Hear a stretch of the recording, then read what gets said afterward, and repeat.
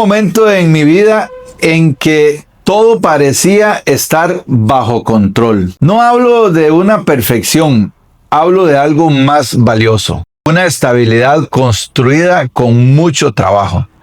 Habíamos levantado 3 estaciones de servicio, las cuales no aparecieron de la nada. Fueron años de mucho esfuerzo, de decisiones, de sacrificios, de mucha disciplina, de desplazarse a construirlas. De esas gasolineras yo me encargaba de 2 y una la encargaba mi hermano. Todo tenía un ritmo. Habíamos establecido una estructura que parecía todo estar bajo control. Y justamente cuando uno cree que la vida por fin tomó forma y te ubicas como en una zona de confort, sucede algo que lo cambia todo. Y en nuestro caso fue que mi hermano se enfermó gravemente. Y cuando una enfermedad seria entra en una familia, las prioridades completamente cambian de inmediato. Lo urgente se desplaza a lo importante. Lo humano se pone por encima de cualquier decisión empresarial. Ya no estás pensando en crecimiento, ya no estás pensando en expansión, tampoco estás pensando en planes a futuro. Te trae al momento, a la situación de la enfermedad. Estás pensando en cómo sostener lo que se te vino encima, en cómo responder, en cómo reorganizar la vida que de pronto deja de ser algo predecible, estable y se convierte en algo totalmente nuevo. En ese contexto tuvimos que considerar algo que nunca había estado en nuestros planes: vender. ¿Por qué? Porque eran negocios muy estables y no habíamos pensado que la venta fuera una oportunidad. Con los años entendí algo muy duro. Las decisiones más delicadas de la vida casi nunca se toman en paz. Se toman en medio del dolor, en medio de la urgencia, de lo que está pasando, y cuesta que nos tomemos el tiempo de tener paz para tomar esas decisiones. Cuando entra la crisis, la mente deja de decidir con calma y empieza a decidir para sobrevivir. Decidir vender una estación de servicio no fue una jugada empresarial fría, porque uno no vende solamente un negocio, uno vende parte de la historia que se construyó con ese negocio. La estación que operaba mi hermano parecía la opción lógica. Era la forma de responder a una situación dura sin desmantelar todo el proyecto que se tenía. En ese momento no estábamos negociando desde la comodidad. Estábamos intentando resolver una crisis sin terminar de dimensionar todo lo que se podía venir después de eso. Ahí aprendí algo que nunca se me va a olvidar. No toda decisión difícil es equivocada, pero toda decisión tomada bajo presión necesita más protección. La necesidad acelera decisiones que la calma habría revisado 2 veces. Fue entonces cuando apareció una persona interesada en comprar, y en ese momento parecía una salida viable, una posibilidad real, una respuesta en medio de una etapa muy compleja, cuando tienes una enfermedad y un negocio que no puedes atender. Lo que inicialmente se planteó como la compra de una sola estación de servicio empezó a ser escalable. Se habla de una y luego se habla de 2, e incluso hubo un momento en que se quería comprar las 3. Hubo conversaciones, propuestas, cifras, análisis en medio de la presión en la que estábamos viviendo. Mi hermano no me podía ayudar a tomar esa decisión, y entonces aquello comenzó a verse como una opción viable, pero en tiempos de urgencia. Se cobró por las 3 gasolineras, se ofreció por 2, se cobró un monto, se ofreció otro y llegamos a un punto medio. Una salida rápida puede parecer una respuesta segura, pero al final no hubo un acuerdo para poder negociar las 3, pero solamente se negociaron 2.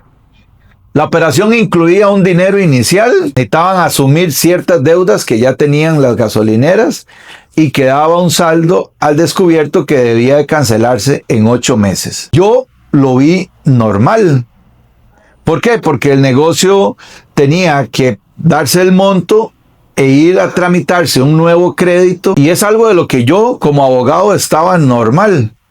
Parecía una estructura suficiente. En ningún momento creí que fuese nada fuera de lo normal.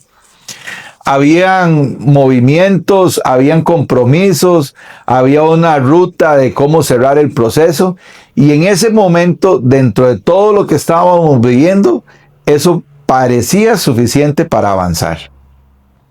Después entendí que cuando una operación crece de ese tamaño, también debe de crecer el nivel de cuidado. Y en mi caso, la confianza que alcanzó para una conversación no fue nunca suficiente. Era una negociación muy grande. Y mientras más grande es el acuerdo, más caro puede salir confiar en alguien más. Se entregó un dinero, se asumieron las deudas y quedó el saldo pendiente, que según lo acordado se pagaría en 8 meses. 8 meses que hoy todavía estoy esperando que lleguen. En ese momento la cifra parecía razonable, no parecía el inicio de una década, parecía el cierre de una transición difícil. Y ese fue quizá uno de los puntos más delicados de toda la historia. Por un momento parecía que el problema ya estaba encaminado a resolverse. Y ahí entendí algo muy serio. Un pago inicial tranquiliza, pero no garantiza la integridad ni el pago total. A veces el primer cumplimiento no confirma seguridad. Solo adormece la alarma que estás viviendo en ese momento. Y en nuestro caso así fue, estábamos alarmados y un primer pago nos bajó las defensas. El primer pago no siempre prueba la seriedad. A veces solo compra un poco de confianza. Y en mi caso, nos compró confianza. Pero eso de 8 meses no cerró nada. El saldo no se pagó, el tiempo empezó a pasar, las explicaciones empezaron a reemplazar los hechos, todo se volvió pura historia, y lo que parecía ser una espera breve, porque 8 meses relativamente son breves, empezó a transformarse en otra cosa total y absolutamente diferente. Una cosa que esperar semanas tras semanas, esperar meses tras meses, y otra muy distinta es mirar hacia atrás y darse cuenta que ya han pasado años. Hoy el proceso tiene 10 años de que no se honró la deuda y de estar esperando esa historia que sigue siendo parte de mi vida. No solo por el dinero, sino por todo lo que arrastra esa experiencia, que para algunas personas que la han pasado me pueden estar entendiendo. Hay desgaste, hay lecciones muy duras aprendidas, hay preguntas que no tienen respuesta, no tenían respuesta al inicio. Porque empecé preguntando por qué está pasando esto, y por qué. Hasta que logré cambiar, y luego se los contaré, la pregunta, y empezar a preguntar ¿para qué? Y ahí sí hubieron respuestas. Pero hubo paciencia en estos 10 años, ha habido paciencia, ha habido transformación y de ahí aprendí una verdad que me marcó profundamente la vida. Hay decisiones que no terminan cuando se firma un documento. Más bien empiezan ahí. Hay acuerdos que no se vencen en una fecha. Se convierten en años de vida atrapados en una incapacidad, en una situación que realmente te hace sentir impotencia de las más crudas y de las más reales. En este espacio no voy a contar historias para hacerme una víctima, ni para atacar por atacar a otras personas, ni para convertir el dolor en un espectáculo. Voy a abrir casos para entenderlos, porque solamente comprendiendo lo que pasa es cuando entiendo la verdad de un conflicto. Se pueden hacer tres cosas únicamente frente a un conflicto. Lo primero es reconocer, porque mientras Edgar no reconoció que tenía realmente un problema gigante, al inicio en esos 8 meses no lo veía, no pude hacer nada para defenderme. Luego hay que aceptarlo. Me ha costado muchísimo aceptar esa situación, menos yo como abogado, como empresario de 3 gasolineras, como me metí a estudiar una maestría en el Instituto Tecnológico de Costa Rica en Administración de Empresas. No me lo perdonaba. Y no puede haber un avance si no hay un perdón. Y el perdón que más cuesta es el perdón personal. Y luego de que logré reconocer y aceptar las cosas, darme cuenta dónde estaba metido, venía el accionar. Y eso es lo que estoy haciendo hoy. Estoy accionando. Y eso es el método RA. Lo he denominado el método RA. El método RA. Para poder reconocer, aceptar y accionar. Y este caso probablemente fue uno de los que más me obligó, porque lo tuve que vivir en carne propia. Y por eso es que Caso Abierto nace también para quienes sienten que ya no pueden más, para quienes están cansados, porque yo he estado cansado, para quienes llevan años soportando un conflicto. No sé, usted que me está escuchando, ¿cuántos años lleva usted esperando el conflicto? Que se resuelva. Bueno, yo llevo 10 años. Tengo cómo demostrarlo. Está en los tribunales. 10 años que llevo esperando. No sé usted si lleva 1 año, 2 años, 3 años, o si va a querer contarnos su historia.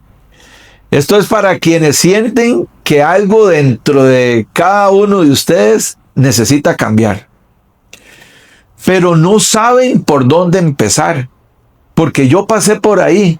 Si tal vez estás en el año 1, en el año 2 o en el año 3, sientes que necesitas que esto cambie, pero no sabes por dónde empezar.